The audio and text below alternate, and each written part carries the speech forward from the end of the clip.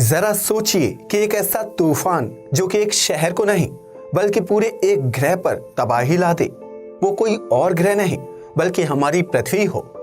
आपको ये दिन भी देखना पड़ सकता है क्योंकि धरती पर एक ऐसा तूफान आता है जो कि पृथ्वी के सारे इलेक्ट्रिक उपकरणों को बर्बाद कर देता है और इस तूफान को सोलर तूफान कहा जाता है। हाल ही में नासा ने सूर्य पर एक सोलर तूफान को उठते देखा, जिस वजह से सूर्य पर एक आग का विशाल कैनियन बन गया था।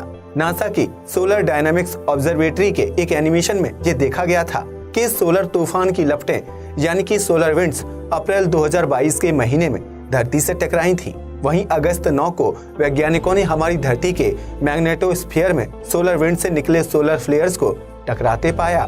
सोलर फ्लेयर सूर्य से चार्ज्ड पार्टिकल्स जो कि 600 किलोमीटर प्रति सेकंड की गति से धरती के मैग्नेटोस्फीयर से टकराए थे, जिस वजह से धरती पर कई सारी जगह अरोराज देखे गए। इस बार तो हम इससे बच गए, पर खतरा बहुत करीब है। वैज्ञानिक कहते हैं कि अगर कोई शक्तिशाली सोलर तूफान धरती से टकरा जाता है तो यह पूरे ग्रह में हाहाकार मचा देगा। पृथ्वी के नजदीकी इतिहास में सोलर तूफान ने 2 बार अपना जलवा ऑलरेडी दिखा दिया है और फिर से सूर्य इसी जलवे को दिखाने के लिए बेकाबू हो रहा है और शायद 2023 में ही हम तबाही के इस मंजर से रूबरू हो जाएं। सोलर विंड तब बनता है जब हाई एनर्जी चार्ज्ड पार्टिकल्स को सूर्य की ग्रेविटी होल्ड नहीं कर पाती है। तब सूर्य से भारी मात्रा में यह सोलर विंड्स ब्लास्ट होकर चारों तरफ जाने लगती है और इस कारण सूर्य में काले धब्बे बन जाते हैं, जिसे कोरोनल होल्स कहा जाता है और पृथ्वी सूर्य से काफी दूर है। इस वजह से इन सोलर विंड्स को पृथ्वी तक पहुंचने में 2 से 6 दिन लग जाते हैं। पर इसमें जो सबसे ज्यादा चार्ज्ड पार्टिकल्स होते हैं वो तो सूर्य से निकलने के कुछ मिनट में ही धरती में टकरा जाते हैं। इसमें से ज्यादातर पार्टिकल्स हमारी धरती के मैग्नेटोस्फीयर की वजह से पृथ्वी के पोल्स यानी कि ध्रुवों में रिडायरेक्ट कर दिए जाते हैं और हमारी धरती के वायुमंडल में काफी कम मात्रा में ये चार्ज्ड पार्टिकल्स पहुंच जाते हैं। जब ये पार्टिकल्स हमारी एटमॉस्फेयर में टकराते हैं तो उस समय ये हमारी एटमॉस्फेयर के गैसेस के मॉलिक्यूल्स में टकराते हैं, जिससे कि लाइट निकलती है और हम उसे धरती के पोल्स पर अरोराज के रूप में देखते हैं। पर कभी कभी सूर्य इन पार्टिकल्स की खतरनाक लपटों को छोड़ता है, जिसमें 1025 जूल्स जितनी एनर्जी होती है। इतनी एनर्जी करोड़ों परमाणु बम की शक्ति के बराबर है। इतनी ताकतवर पार्टिकल्स की गति इतनी ज्यादा होती है कि पृथ्वी का मैग्नेटोस्फीयर भी इनका कुछ नहीं बिगाड़ पाता और ये धरती की मैग्नेटिक फील्ड को चीरते हुए धरती से टकरा जाती है या तो धरती के मैग्नेटिक फील्ड को थोड़ा सा डिफॉर्म कर देती है।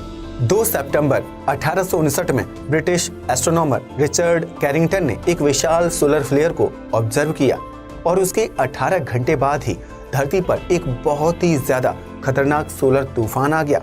इस तूफान की वजह से यूरोप और नॉर्थ अमेरिका में मौजूद सारे टेलीग्राफ ने काम करना बिल्कुल ही बंद कर दिया और ज्यादातर टेलीग्राफ के पोल्स खुद व खुद ही जल गए और पूरी धरती में चारों ओर अरोराज देखे गए।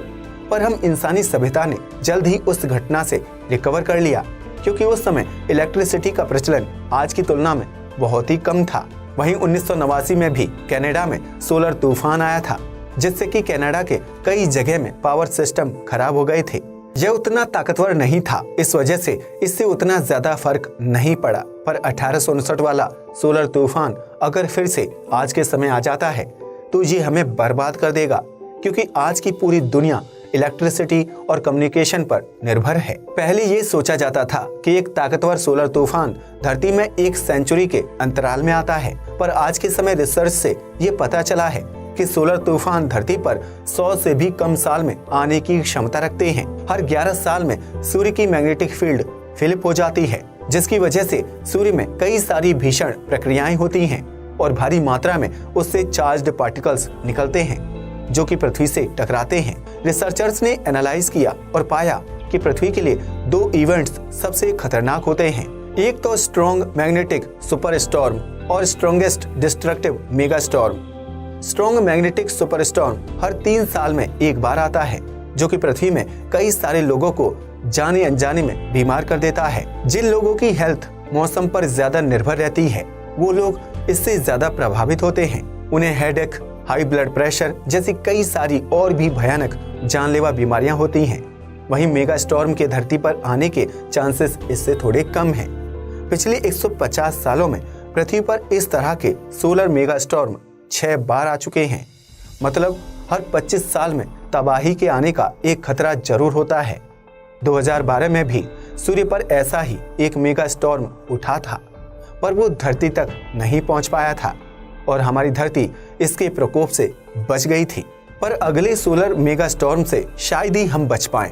इस खतरनाक मंजर में चारों ओर अरोराज छा जाएंगे, पर आसमान की यह सुंदरता हमारे लिए कयामत का रूप भी हो सकती है और इसमें एक अलग तरह के अरोराज देखे जा सकेंगे, जिसे strong thermal emission velocity enhancement यानी कि स्टीव के नाम से जाने जाता है। यह अरोराज धरती पर तभी दिखाई देते हैं जब एक खतरनाक सोलर तूफान धरती पर आने वाला होता है और 1859 की उस घटना में इसी तरह के अरोराज दिखाई दिए थे।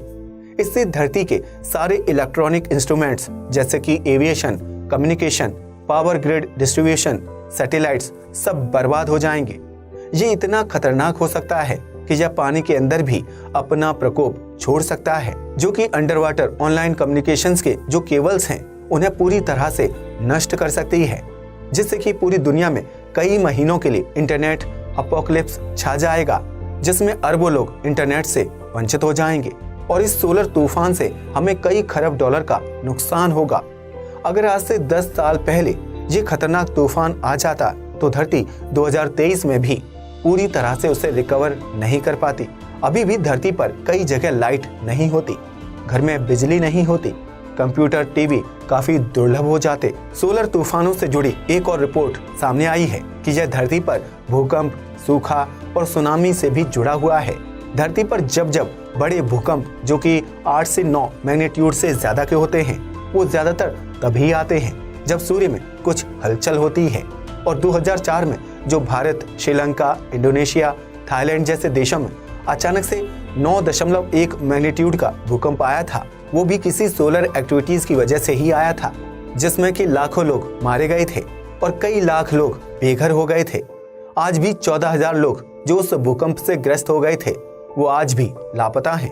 अगर हम सोलर एक्टिविटी पर नजर रखें तो हमें ये पता चल सकता है कि अगला भयानक भूकंप दोबारा कब आएगा, जिससे कि हम पहले ही उससे बचने का कोई बंदोबस्त कर पाएंगे। और साइंटिस्ट अपने कुछ स्पेस ऑब्जर्वेटरी की मदद से इस पर रिसर्च भी कर रहे हैं, जिसमें कि सोलर एंड हेलियोस्फेरिक ऑब्जर्वेटरी और डायनामिक्स ऑब्जर्वेटरी की मदद ली जा रही है। और इनके डेटा की मदद से हम भविष्य में होने वाली खतरनाक प्राकृतिक घटनाओं के बारे में पहले ही जान पाएंगे, क्योंकि जापान के वैज्ञानिकों ने भी एक रिसर्च में ये पाया है कि पिछले 150 सालों में सोलर तूफान की गतिविधि इतनी ज्यादा बढ़ गई है और हमारी धरती का मैग्नेटिक फील्ड 10% तक पतला हो गया है।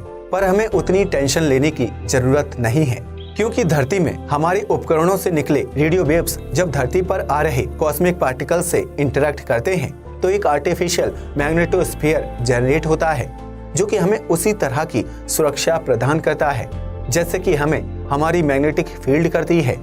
आज के समय हमने अनजाने में टेक्नोलॉजी को आगे बढ़ने की राह में आर्टिफिशियल मैग्नेटोस्फीयर को इतना शक्तिशाली बना लिया है कि भविष्य में सोलर तूफान अगर आ भी जाता है तो हमें ये बचा सकता है। और कुछ सैकड़ों साल बाद तो हमारी धरती हम इंसानों की वजह से इतनी प्रोटेक्टेड हो जाएगी कि धरती पर फिर सोलर तूफान आने का डर बिल्कुल भी नहीं रहेगा और हम आराम से धरती पर जीवन बिता सकेंगे। उम्मीद करता हूँ कि आज का वीडियो आपको पसंद आया होगा। आज के लिए बस इतना ही। वीडियो पसंद आया हो तो इसे लाइक और शेयर करें। जय हिंद दोस्तों।